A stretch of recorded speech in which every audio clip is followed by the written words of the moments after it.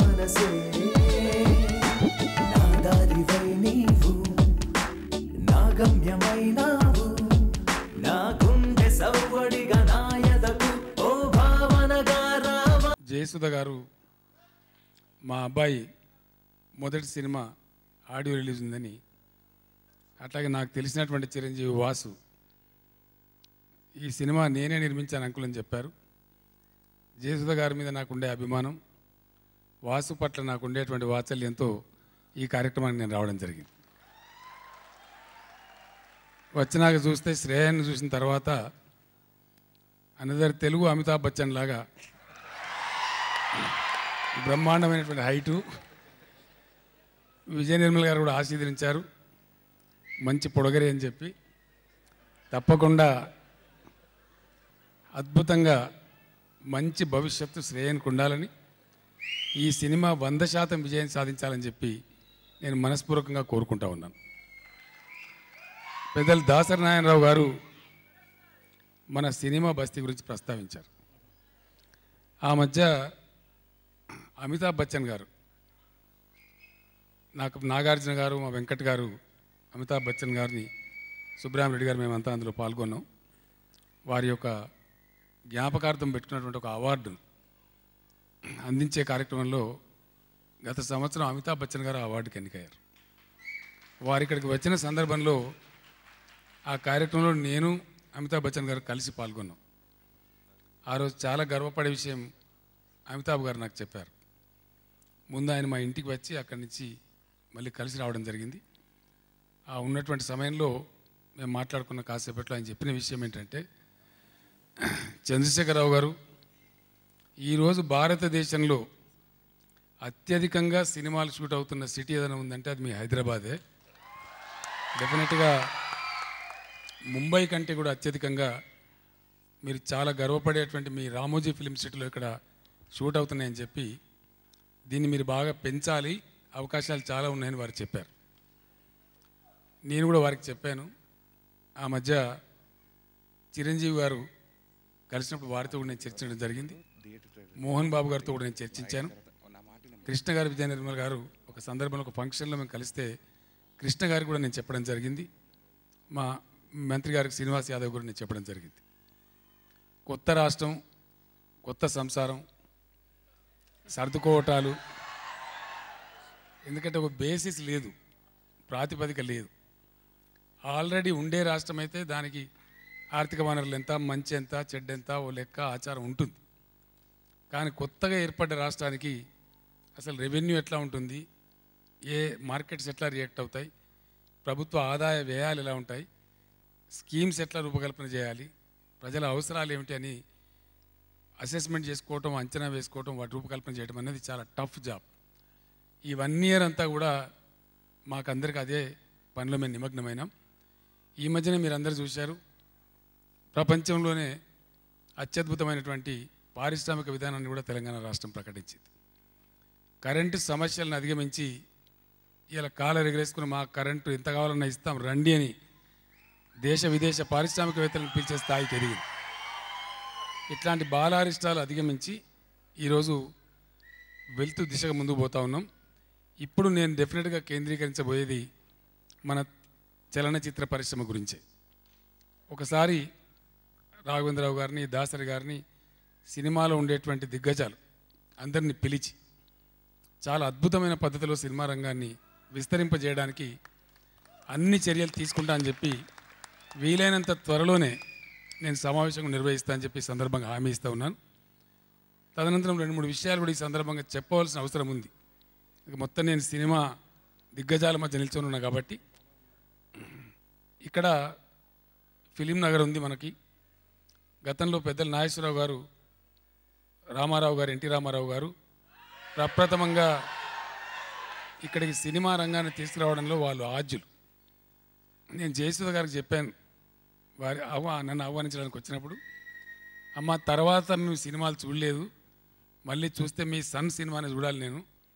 రామారావు గారు, నాగేశ్వరరావు గారు, కృష్ణ గారు, శోభన్ బాబు గారు అక్కడి వరకు మేము చూసాం, జయసుధ గారి వరకు చూసాం తప్ప ఆ తర్వాత వచ్చేవాళ్ళు ఇప్పుడు మాకు వారి ఇవ్వలో కూడా తెలియదు, అట్లాంటి పరిస్థితి ఉందని చెప్పాను నేను.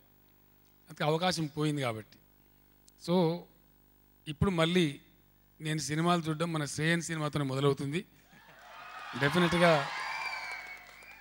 సినిమా రంగాన్ని అభివృద్ధి చేసుకోవడానికి నాకున్నటువంటి ఆలోచన, ఒకప్పుడు అన్నపూర్ణ, ఇప్పుడు మనకు అన్నపూర్ణ స్టూడియో ఏదైతే ఉందో, పద్మాలయ స్టూడియో ఏదైతే ఉందో, రామానాయుడు గారు నిర్మించినటువంటి స్టూడియో ఏదైతే ఉందో, అవి ఊరికి బయట ఉన్నటువంటి ప్రాంతాలు, చాలా దూరంగా సిటీకి ఉన్నటువంటి ప్రాంతాలు. ఇప్పుడు వాటిని దాటి చాలా దూరం మన సిటీ ఎన్నో కిలోమీటర్ల దూరం వెళ్ళిపోయింది. అదంతా ఇప్పుడు దానికంతా ఒక కమర్షియల్ వాల్యూ వచ్చినటువంటి పరిస్థితి ఉంది. ఆ సినిమా స్టూడియోలు ఇచ్చింది మరెవరికో కాదు, కోట్లాది మంది తెలుగు ప్రజలను దశాబ్దాల తరబడి రంజింపజేసినటువంటి మా కళాకారులకు. కాబట్టి దాంట్లో కొన్ని చిన్న చిన్న వివాదాలు ఉన్నాయి. నేను కృష్ణ గారికి కూడా చెప్పాను, ఒకసారి మీతో చర్చించిన తర్వాత క్యాబినెట్ సమావేశం ఏర్పాటు చేసి ఫిలిం నగర్కి సంబంధించి మన సినిమా స్టూడియోలకు సంబంధించి డెఫినెట్గా మంచి వెసులుబాటు కల్పించి వాటి కమర్షియల్గా మీరు వాడుకునేటట్టుగా మళ్ళీ ఇతర చోట బ్రహ్మాండమైనటువంటి స్టూడియోలు కట్టుకునే విధంగా తెలంగాణ ప్రభుత్వం మీకు సంపూర్ణమైన సహకారం అందిస్తుంది. గతంలో ఉన్న చిక్కులన్నీ కూడా తొలగిపోతాయి. అందువల్ల ఎవరు ఎటువంటి ఇబ్బంది పడాల్సిన అవసరం లేదు. ఫిలిం నగర్ సొసైటీ కూడా మన కళాకారులకు ఇచ్చిన స్థలాలు. కొన్ని చిన్న చిన్న పొరపాట్లు ఏవో దానిలో దొరికి ఉండవచ్చు, గోరంతలు కొండంతలు చేసి చూపించే ప్రయత్నాలు కూడా జరిగి ఉండవచ్చు. ఏ రాజ్యంలో ఏ దేశంలో కవులు, కళాకారులు, గాయకులు గౌరవింపబడతారో, పూజింపబడతారో అక్కడ సమాజం చాలా సుభిక్షంగా ఉంటుంది, మంచి సందేశం పోతుంది. కాబట్టి తెలంగాణకు ఆ సంస్కారం కూడా ఉంది. కాబట్టి హైదరాబాద్ నగరం డెఫినెట్గా భారతదేశంలో అనతి కాలంలోనే చాలా గొప్ప నగరంగా ట్రాన్స్ఫార్మ్ కాబోతుంది. కాబట్టి ఖచ్చితంగా మన సినిమా రంగాన్ని అన్ని రకాలుగా, ఎందుకంటే అందరికీ అనువైన ప్రాంతం హైదరాబాద్. సౌత్ ఇండియన్ ఫిల్మ్ కావచ్చు, హిందీ సినిమాకి కావచ్చు, ఇతర ఏ భాషల వాళ్ళకైనా మంచి సెంటర్గా మనం తయారు చేసుకునే అవకాశం ఉంటుంది. నేను అందరితో కూడా కోరేది ఒకటే, మీరు సూచనలు ఇవ్వండి, సలహాలు ఇవ్వండి. ఇంకా కొత్త స్టూడియోలు మనం కట్టుకుందాం, కొత్త ఇన్స్టిట్యూషన్స్ పెట్టుకుందాం. నేను జయసుధ గారు నాకు చెప్పినప్పుడు నేను అడిగాను, అమ్మ ఏంటి ఆయన షూటర్ కదా, చాలా ఫేమస్ షూటరు, ఈ రిప్రజెంటెడ్ తెలంగాణ షూటర్ని ఆయన నమోదు చేసుకున్నారు, మరి వారికి ఫిల్మ్ యాక్టింగ్లో ట్రైనింగ్ ఇప్పించారని నేను అడిగాను. అడిగితే ఇప్పించానండి, ఢిల్లీలో ముంబైలో ఇన్స్టిట్యూట్లో ఇప్పించామని కూడా చెప్పారు. సో ఆ రకంగా మనం ముంబై వెళ్ళే అక్కర్ లేకుండా మనకి ఇంత పెద్ద అద్భుతమైనటువంటి దర్శక రత్నలు, దర్శక కేంద్రులు అంతా మన దగ్గర ఉన్నారు. మరి ఇటువంటి వాళ్ళు ఉన్నప్పుడు ఇంకెక్కడో మన వాళ్ళు ట్రైనింగ్ తీసుకునేటువంటి అవసరం ఉండకూడదు. ఇక్కడనే అట్లాంటి సంస్థలు మనం నెలకొల్పి వేరే రాష్ట్రాల వాళ్ళు వచ్చి మన దగ్గర ట్రైనింగ్ తీసుకునే పరిస్థితి ఉండాలి. అటువైపుగా మనం పోవాలి. సో మనకున్నటువంటి దిగ్గజాలలో ఎవరెవరికి ఏ ఆప్టిట్యూడ్ ఉంది, ఎవరెవరు ఏ రంగంలో పోవాలనుకుంటున్నారు, ఇన్స్టిట్యూట్ స్థాపించాలనుకునే వాళ్ళు ఎవరు, స్టూడియో కట్టాలనుకునే వాళ్ళు ఎవరు, అద్భుతమైనటువంటి సౌండ్ రికార్డింగ్ థియేటర్స్ పెట్టాలనుకునే వాళ్ళు ఎవరు, ఉన్నటువంటి బ్రాంచెస్ అన్నింటినీ ఏ విధంగా మనం గొప్పగా తయారు చేసుకోవచ్చు అందరం కూర్చుని చర్చించుకొని, ఒకటి కాకపోతే 2 రోజులు కూర్చుందాం, 2 సార్లు కూర్చుందాం. ఇప్పుడు ఫిలిం నగర్లో ఉన్నటువంటి స్థలాలు తెలంగాణ సినీ కళాకారులు కూడా ఈ మధ్యనే వాళ్ళు ఊపిరి పోచుకుంటా ఉన్నారు. ఎందుకంటే సినిమా పరిశ్రమ తెలంగాణకు చాలా దూరంలో ఉంది కాబట్టి ఇక్కడ వాళ్ళకి అవకాశాలు రాలేదు, చాలా తక్కువగా వచ్చినాయి, అందులో ప్రవేశం లేదు. కాబట్టి ఈ మధ్యనే కొత్త కళాకారులు కానీ, పాటల రచయితలు కానీ, దాసరి గారు ప్రోత్సహించినటువంటి అనేక మంది పాటల రచయితలు కూడా ఈరోజు నంబర్ 1, నంబర్ 2, నంబర్ 3 స్థానాల్లో వెలుగొందుతూ ఉన్నారు. అట్లా మా శంకర్ గారు కానీ, పాటల రచయిత సుద్దాల అశోక్ తేజ కానీ నాకు తెలిసి దాసరి గారే వారిని ప్రోత్సహించారు. వారంతా కూడా అభివృద్ధిలోకి వస్తూ ఉన్నారు. అందరం కలగలిపి తెలుగు సినిమా ప్రపంచంలో ఎక్కడున్న తెలుగు వాళ్ళు చూసినా, ఏ రాష్ట్రంలో ఉన్న వాళ్ళు చూసినా తెలుగు సినిమానే.